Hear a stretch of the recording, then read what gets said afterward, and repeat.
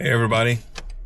So I've been trying to make this video all day, but there have been some impedances in the way. I think that perhaps there may be some nefarious spirits that don't want me to share this information, but I digress. I'm here, can't keep a good man down. So today's video is about this is a PSA from a cyber perspective, and what I'm sharing today is that there is a scam that I won't call new. I'll just call that has been really dialed up in its execution, and that scam is what's called it's a phishing attempt. Phishing means that they're attempting to use social engineering, conning you into giving you information that they can then use either against you or against your employer, against your bank, whatever. So that's the number one thing that we keep in mind. This particular attack is a vishing attack. Vishing with the V, meaning that they use voice via the telephone to try to convince you to do something on their behalf, compromise their credentials, whatever the case may be. So I have been I won't say victim because I didn't really go for it, but what I will say is that I've had it happen to me twice where I've had two different attempts with the same attack that have come at me. So that is an indicator that it is pervasive in the wild and that I should make a video about it. Kind of a responsibility thing. So the first time it's happened to me twice, as I mentioned. First time I was traveling. And we'll talk more about that later and why that plays an important part in your vigilance. The other time it happened to me, I was preparing for a Teams meeting, and that's one of the reasons why I was a little bit more resonant about participating in said nefarious activity. So let's start with the attempt. What is it that they're trying to do? So the first thing is you'll get a phone call, and it may or may not have your bank's information in the caller ID. So the first attempt, I received a phone call from an 800 number. For those of you not in the United States or not familiar with that, that's what's called a toll-free number. So those numbers used to be expensive, and so corporations were the only ones who could really afford to have an 800 number. That means that they could call long distance at the time when long distance was a thing. They could call long distance without, you could call them at that 800 number and it was toll free. You didn't have to pay to call that number. Now the companies had to pay extra to have said number, so it added some legitimacy to a number that you would receive from an 800.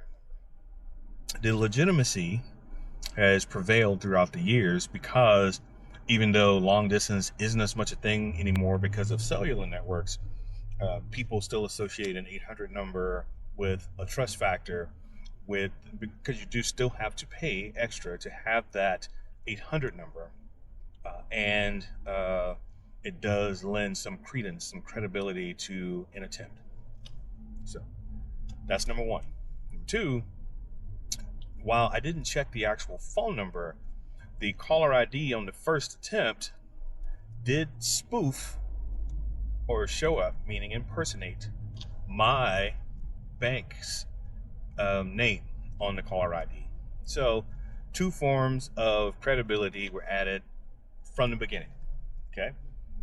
Now, to add more flavor to this, I was traveling, and I was especially traveling, meaning that I was literally in the car when the phone call came in, and I had not only myself, but I had family in the car with me, and due to that fact, there was a heightened sense of this particular attack when it came through.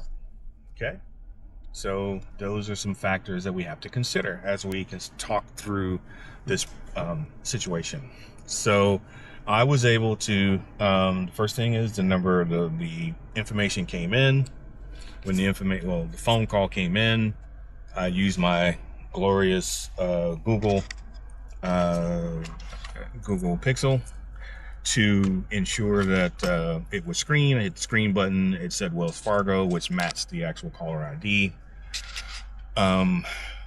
Even though it said Wells Fargo, I still hit it because I wanted to hear the person on the other, or at least have them answer those questions through the screening process. Went through the screening process. They said fraud alert, those type of things on the call. So I picked it up. I was connected with them, and then I was immediately met with I guess a South Asian accent, to be kind. And the person on the other end said, "You Matthew Parks? Yes, this is X Bank. And we see some fraudulent or possibility of some fraudulent activity. We want to ask you some questions." All pretty standard. This is the way it used to work. Put a pin in that. So I wasn't immediately alarmed by the call. Everything checked out. Wells Fargo, I am traveling. I have used my card while traveling. I have, sorry, another spam call coming in. Oh man, these guys. So, oh look, I've been approved for a big loan for $75,000. Go ahead and hit that, the screen. So that's the screening tool working. It's magic for me. So it was a situation like that. Sorry, I digress.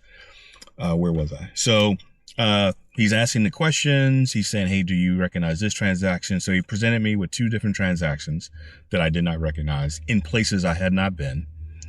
So immediately I'm like, okay, next steps. And then he asked if I knew a certain person's name, and they tried to withdraw some money from X locations. Yeah, no, I don't know that person.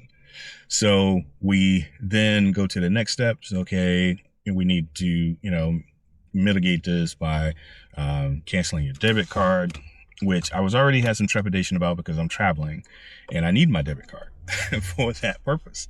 Sorry, I had to turn the car back on. It's pretty hot. It's 90s here in Florida. As you can see, I was just left a meeting, so I'm in my battle armor.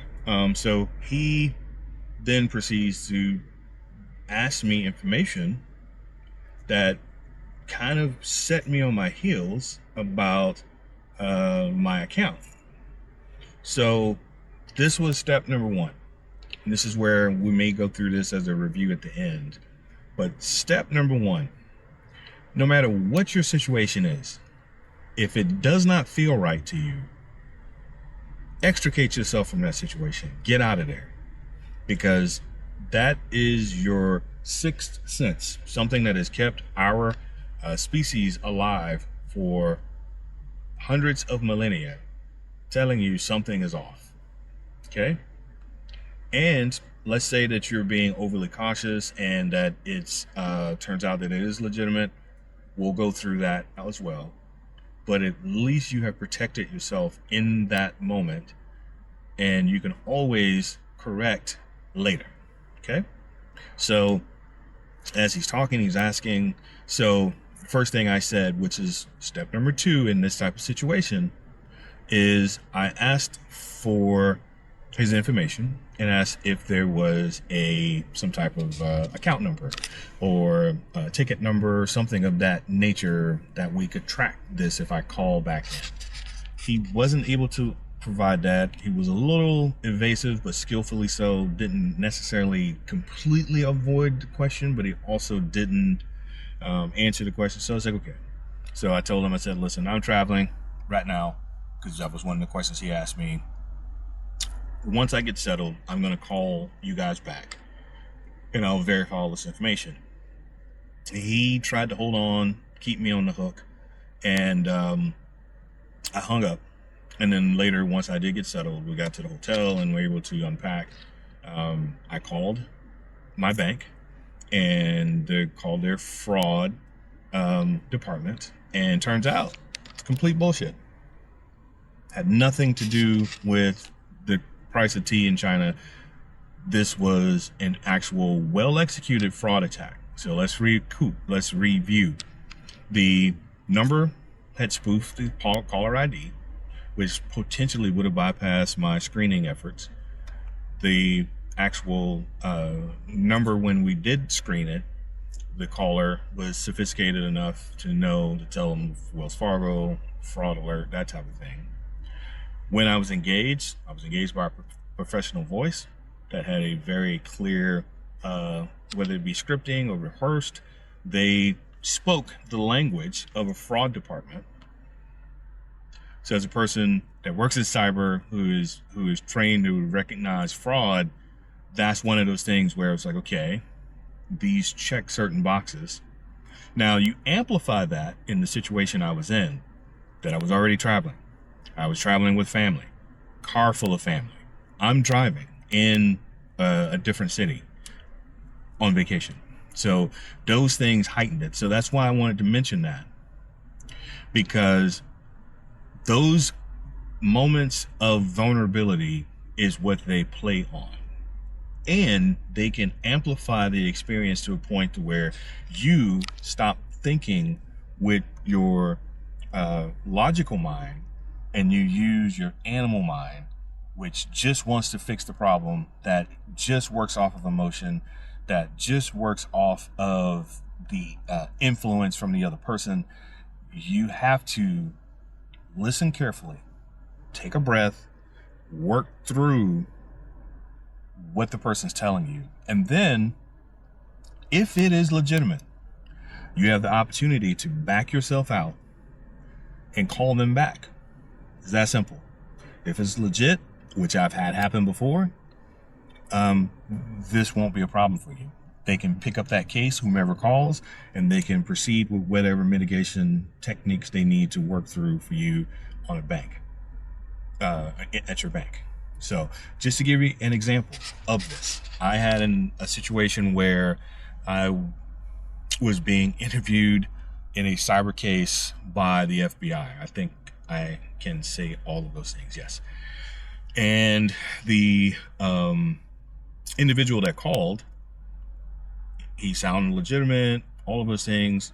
First thing I did with him after I heard his spiel about the investigation they were conducting, which was a legitimate investigation, was not something that was completely public record, but it wasn't, if you may have known about it, but it wasn't a public record thing at the time. I asked for his badge number. I told him that I'm going to hang up with you now and I'm going to call you back through the 1-800 number or the available public FBI legitimate number, and then I'd call him back. He paused for a second and then he clapped on the phone. He said, "Thank you. I welcome that opportunity. Please proceed." He gave me its information. I hung up. I looked up the number for the FBI. I called the number. I was greeted by the switchboard. The switchboard transferred me from the national to the regional, and then from the regional over to the building that he was in. And then through that series, I was able to get to him while questioning the folks along the way about the person that I was going to talk to. Also went to the website to look to see if I could find a person with that name and identification, which I was able to, so that I could now have two forms of identification.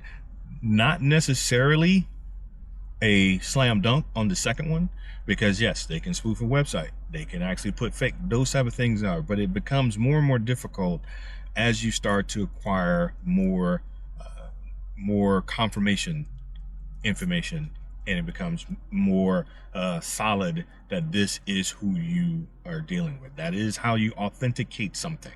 Okay, I was able to trace the provenance of the information. So any case, I reached him, I called him, we were able to conduct business. It was legitimate. I said all of that long spiel is that is your option. You have the ability to take control of these conversations at any point.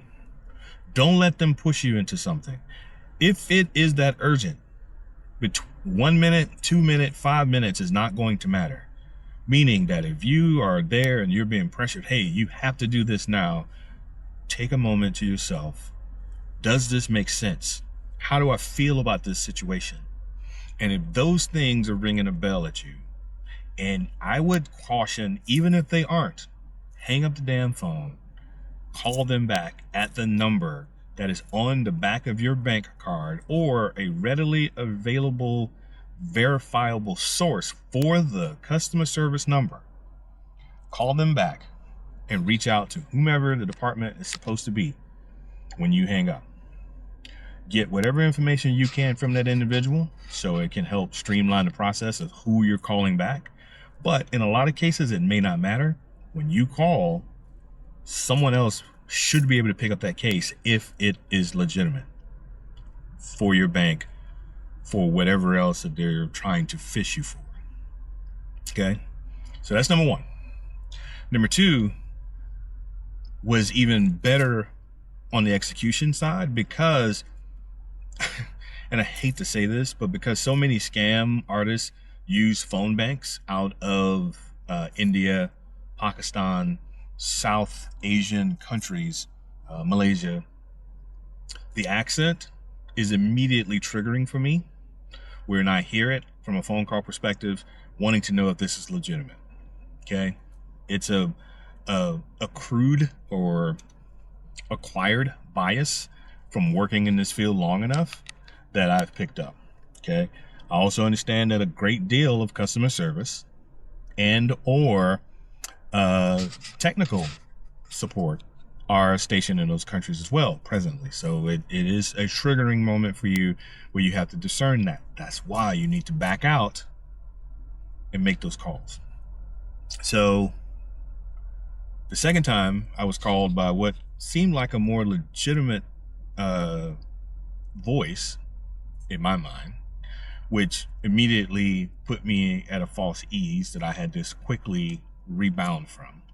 And the first point was that the number did not spoof my bank. It did not say X bank when it came in on the caller ID. So same thing. I hit the filter on my Pixel, and once it came back, it said, "Hey, Wells Fargo Fraud Department." It's like, okay. So I was immediately, again, met with some transactions that I did not make, that I did not recognize, which, of course, right? One thing I forgot to mention. Let me step back just a second. So, like I said in the previous story, I did actually call in April, I will say, and this is June of 2026. I called, and when I called Wells Fargo, they told me, we don't call you for that type of shit anymore.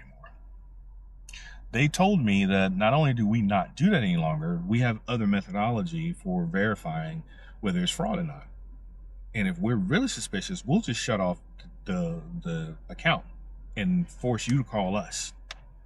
So I say all of that to say that according to Wells Fargo, Bank of America, ViStar, many of the larger banks that I've spoken with since, many of them say that they no longer call customers because it's created a lot of confusion, because now the scammers are calling customers.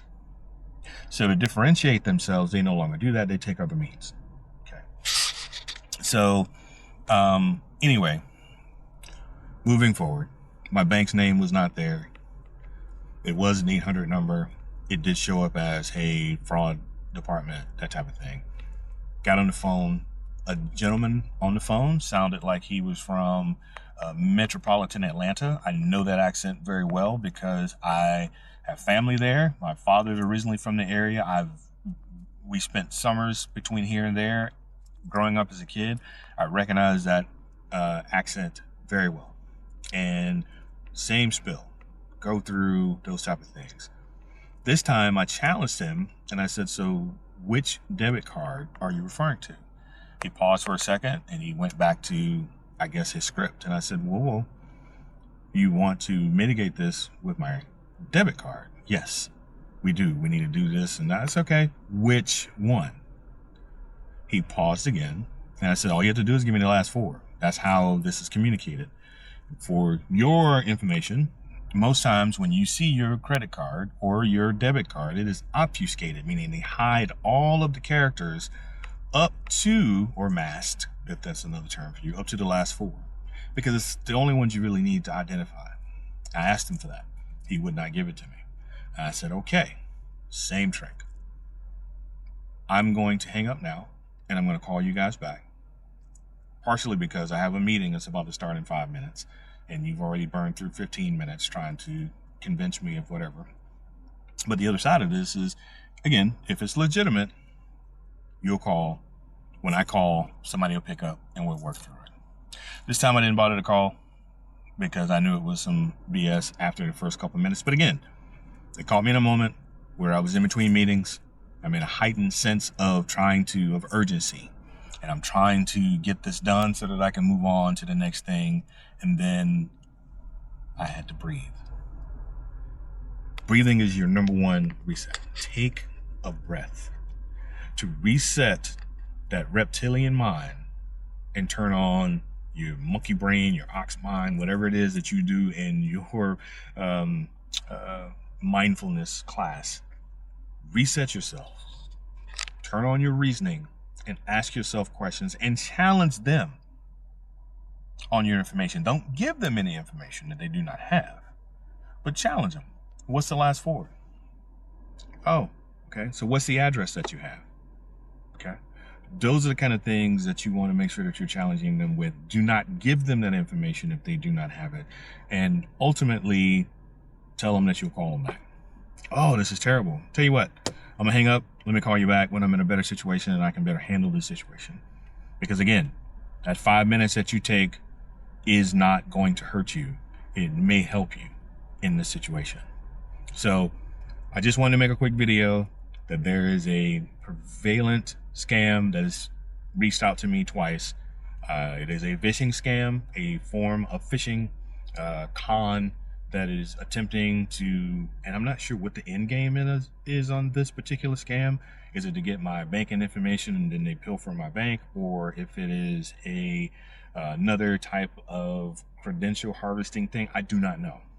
What I do know is that you need to be vigilant, and you have to, I tell you this every time, just like the referee tells the boxers, keep your hands up and protect yourselves at all times. You are going to be ultimately responsible for what happens with your money. It's not trying to make you feel stupid, because everybody gets got. What I am saying is that you need to take an active role in protecting yourself. And in that case, that means that you may have to take a breath, put the phone down, think about what's happening. How urgent is this really? Is it urgent enough that I can't hang up and call them back? In most cases, that is legitimate. When you meet something or a situation that you are in for the first time with strangers, it's okay to interrogate them. Make them earn your trust. So I said all of this just to put out a PSA. I hope everybody's having a great day. Summer's starting to get hot here in Florida, finally. Hopefully we don't go into a complete drought situation that we've been in for the last spring, for all of this spring of 26. And hope all of you have a great day. I will talk at you soon. Bye.